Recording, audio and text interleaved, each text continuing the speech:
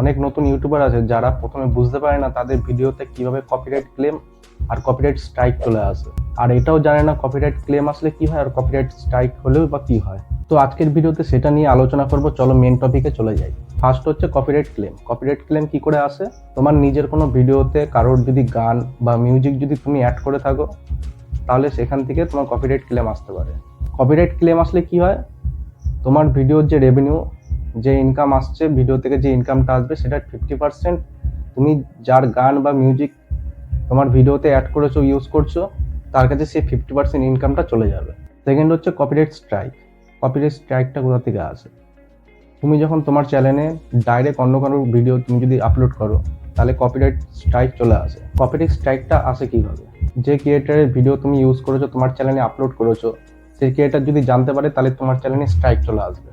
এখানে বলে রাখি, ইউটিউব থেকে কোনো স্ট্রাইক আসে না। যার কন্টেন্ট তুমি ইউজ করছো সেই ক্রিয়েটার তোমার চ্যানেলে স্ট্রাইক মারতে পারে। এরকম স্ট্রাইক যদি 90 দিনের মধ্যে 3বার চলে আসে, তাহলে ইউটিউব থেকে তোমার চ্যানেলটি কিন্তু সিজ করে দেওয়া হবে। ভিডিওটা যদি ভালো লেগে থাকে তাহলে ভিডিওতে একটা লাইক করে কমেন্ট করে জানাবে, আর চ্যানেলটিকে সাবস্ক্রাইব করে দেবে।